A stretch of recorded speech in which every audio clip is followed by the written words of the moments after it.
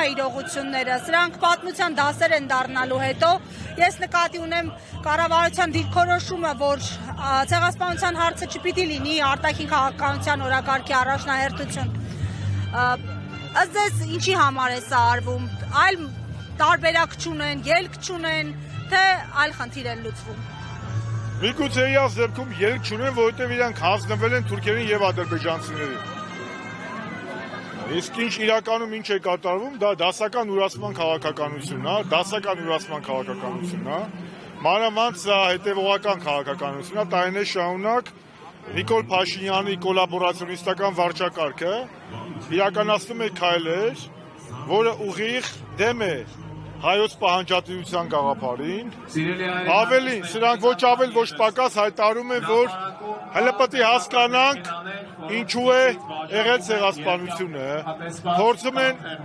այլ պետությունների մեղավոր ճանաչել, չհասկանալով մի բան, որ 1911 թվականի Սալոնիկի գաղտնի ժողովի որոշում կա, ըստ որի հայ ժողովուրդը եւ քրիստոնյա ժողովուրդն պետք է ցեղասպանվեին։ Սա ուղիղ ուրացում է եւ թրքապատակ ռեժիմից ինչ պետք է սպասենք։ Նիկոլ Փաշինյանի համար Հայաստանի ապագան Էրդողանի գիրքն է։ Իսկ Էրդողանի գրքում, Էրդողանի ռազմավարության մեջ, Ալիևի ռազմավարության մեջ Հայաստան չկա։ Հետևաբար ես բոլորին կոչ եմ անում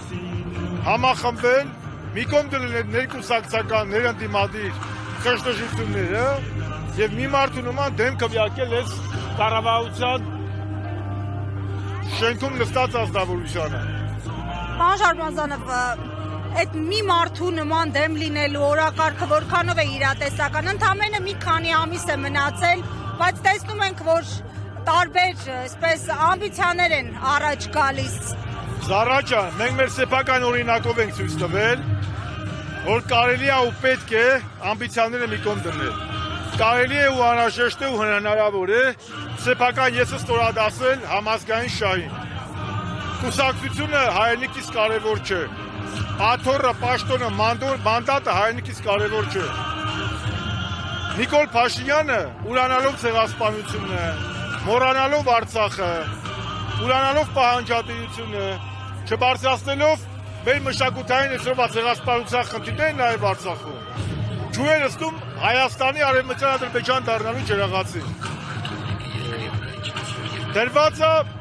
այսօր կամ Հայաստանի լինելիությունը կամ վիլայեթացումը։ Հետևաբար բոլորը, կրկնում եմ բոլորը, ում համար թանկաց Ծերնակաբերդը, ում համար թանկ է Եռաբլուրը, պետք է իրանց եսը մոռանան հանուն Հայաստանի շահի, հանուն Հայաստանի Հանրապետության, հանուն մեր նահատակների, էլ ոնց ասեմ, որովհետև եթե սա վերընտրվեց, մենք վեր ենք կացվելու Հրան Մաթևոսյանի ասած առանց հիշողության անասունի։ Ես չեմ ուզում, որ իմ ազգը առանց հիշողության մնա։ Ես ուզում եմ ու ամեն ինչ անելու եմ, որ հիշողությունը լինի մեր ապագայի տեսլականը։ Առանց հիշողության չկա պետություն։ Այն պետությունը, այն ազգը, որը ուրանում է իր անցյալը, որը մոռանում է իր ողբերգությունները, իրավունք չունի էլի անկախ պետություն ունենալու։ Խաղաղություն, սա խաղաղություն չէ։ Սա Թուրքիա առաջ կզել է։ Ես պատերազմի կոչ չեմ անում, ես կոնֆլիկտի կոչ չեմ անում, ես արժանապատվության, ինքնասիրության կոչ եմ անում։ Ինչա Սողոմոն Թելեյանը, Շահան Նաթալին, Գարեգին Նժդեհը, Արմեն Գարոն, Արամ Մանուկյանը, Դուշման Վարդանը, Մոնթե Մելքոնյանը, Տոմե Եսրովա հերոսները, մեր նախագահները, Վազգես Պարապետը խաղաղություն չէին ուզում, բոլորից շատ էին ուզում։ Կամ են մայրերը, որ իրանց երեխեքին ուղարկել են նահատակության։ Այդ իմաստով հայոց պահանջատիրությունը շատ կարևոր է եւ իշխանափոխությունից հետո պետք է շարունակել ոչ միայն հետևողական պահանջատիրության եւ դատապարտման պայքարը, այլ նաեւ թուրքական ժողովրդականության դեմ պայքարը, ինչը արում էր նախորդ իշխանությունը։ Պարոն Շարմազանով, այսօր Նիկոլ Փաշինյանը ճեպազրույցի ժամանակ անդրադարձել է երրորդ նախագահի հայտարարությանը, նաև նրան, որ իբրև թե հանրապետականը չի մասնակցում ընտրություններին, բայց դրանք ձևական բնույթ են կրում, որովհետև պետք է նայել պարզապես օրինակ ուժեղ Հայաստան կուսակցության ցուցակին եւ պարզ կդառնա, որ լավ էլ մասնակցում է, նաև նշեց, որ բացահայտ հայտարարել, որ աջակցում են այդ ուժին։ Ես կարծում եմ Հայաստանի Հանրապետական կուսակցությունը կարիք չունի որևէ այլ ուժի ձևով քողարկվել, էլի։ Հանրապետականը ուղիղ չի առաջադրվում։ Նիկոլ Փաշինյանը թող յուղ չվառի։ Մենք շատ պարզ ասել ենք, մենք չենք մասնակցում ուղղակի, բայց դա չի նշանակում, որ չենք պայքարելու։ Հանրապետականը բոլորից շատ է պայքարելու, բոլորից շատ է պայքարելու, որ այս ազգակործան պատվասը հրաժարական տա ու հեռացվի։ Եվ այո, մենք կոչ ենք անելու, մեր ընտրողներին, մեր համախոհներին գնալ ընտրատեղամասեր եւ ձայն տալ ընդդիմադիր ուժերի օգտին, այդ թվում նաեւ այո ուժեղ Հայաստանի։ Պարոն Շարմազանով, երրորդ նախագահը այսօր իր հրաժարականի 8-րդ տարվա կապակցությամբ ուղերձ հայտարարություն հղեց, որը նաև համագումարի ժամանակ էր հայտարարել։ Ըստ ձեզ, եթե այդ նույն տեքստը, այդ նույն կամ բովանդակությամբ հրապարակվեր հենց 8 տարի առաջ, չէին լսելու Սերժ Սարգսյանին։ 8 տարի առաջ այլ իրավիճակ էր։ 8 տարի առաջ այս հրապարակում, երբ որ մենք հանրապետականներս դեմ քվեարկեցինք Նիկոլ Փաշինյանին, իմ եւ իմ ընկեր Արմեն Աշոտյանի դագաղներն ու սև լենտերը հանեցին շատ բացասական բացականչություններով։ Եվ այսօր բոլոր նրանք, ովքեր որ մեղադրում են մեզ իշխանություն տալու մեջ, արդյունավետ դրանց ճշող մեծամասնությունը կամ այս հրապարակում Սերժ էր մերժում, կամ էլ Facebook-ներում մեզ էր հայհոյում։ Բացեղած եղածա։ Այսօր մենք պետք է ոչ թե հետ նայենք, մենք պետք է առաջ նայենք, Մերի ջան։ Լուրջ եմ ասում, այսօր էգզիստենցիալ ընտրություն ալնելու։ Սա գոյաբանական ընտրություն է։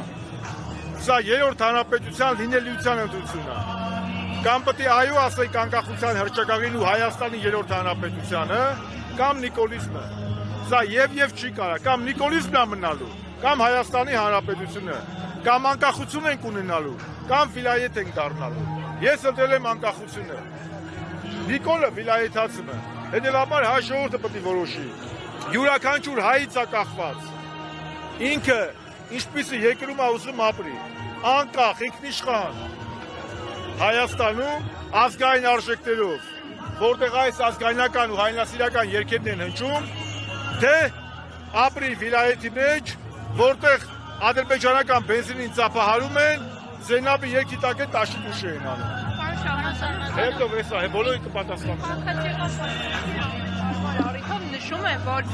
վստահորեն նշում է, որ 26 ինստիտուտներին իրենք հաղթանակ են տանելու։ Որտեղից իրենց այդ ինքնավստահությունը։ Ամսի 8-ին կխոսենք։ Ես էլ կոչ եմ անում հայ ժողովրդին կյանքում մեկ անգամ ընտրության գնալուց հենց հիմա մտածել իրենց երեխաների եռաբլուրի ցեղասպանության ու մեր ապագայի մասին։ Պետք է ամեն ինչ անել, որ Նիկոլ Փաշինյանը հունիսի 8-ին վարչապետ չլինի, ամեն ինչ անել օրենքի սահմաններում, չքվեարկել Նիկոլի օգտին, քվեարկել Նիկոլ Փաշինյանի ԿՊ-ի օգտին, իմ համար նույն բանն է, ինչ քվեարկել Իլհամ Ալիևի Յենի Ադրբեջանի օգտին։ Համեցեք։ Impeachment-ի գործընթացը ինչքանով է առաջնային այս պահին ու այն կողմի հիմա ինչքանափոխության այս վարակը։ Կտեսնենք, մենք քաղաքական ուժերը հիմա մտնում են նախընտրական փուլ, հիմա ոնց որ ավելի առաջնային դառնում է նախընտրական կամպանիան, էլի։ Պարոն Շարմազանով, քանի որ մի փոքր ուշ միացան։ Բայց դա էլ չենք մերժում։ Քանի որ մի փոքր ուշ միացան, կխնդրեմ ձեր տեսակետը ասել այն մասին, թե ինչու է Փաշինյանը պարբերաբար փորձում կասկածանքի տակ դնել հայոց ցեղասպանության։ Որովհետև թուրքական նարատիվի սպասարկող է, որովհետև Փաշինյանը նպատակային Հայաստանի Հանրապետությունը ուզում է դնել թուրքական աշխարհի մաս դարձնել։ Վերջ։ Այսինքն կարող է մի օր այնպես ստացվի, որ ապրիլի 24-ին մնացած հիշատակետի։ Այս էլ ցավը տանը։ Մի վարքան Արցախը չի ուրացել։ Երրորդ հանրապետությունը Արցախը շարժման ծնունդ չի, բայց եթե Արցախը ուրացել է, եթե Արցախը ճանաչել է Ադրբեջանի մաս, եթե այսօր Արցախի բայր տաճարը այդ վանդալիստներ, ֆաշիստները դվել քանդել են, Նիկոլն ասպա Հայաստանը դարձը չի բարձրացնելու։ Հետո էլ ասում եք նախկին։ Նախկինների ժամանակ Սերժ Սարգսյանի ժամանակ։ Երբ որ մեր տղաների դիակները մնացին այդ գոտում, մեր սպեստասը մտավ, մեր տղեկի մարմինները հանեց, թե փառքով հողարկավորեցին։ Սրանք ինչքան դիական դետող է։ Մեր ժամանակ ջուղայի խաչքարի ժամանակ չի եղել մի սիմպոզիում, որտեղ մենք չխոսենք դրա մասին։ Ես Անտալիայում եմ խոսել, հենց Թուրքիայի ներկայությամբ, եւ ցեղասպանության ճանաչման, եւ Արցախի կորոշման իրավունքի։ Բայց գետինը մտնելու բան չի։ Խոտ ուտենք մեռնենք, էլի որ Հայաստանի վարչապետը ասում է Արցախի մայր տաճարի վանդալիզմի հարցը պետությունը չի բարձրացնելու։ Բայց ի՞նչն եք բարձրացնելու։ Պերաշկի, չեբուրեկի հարցերը, թե թուրքական քյաբաբի։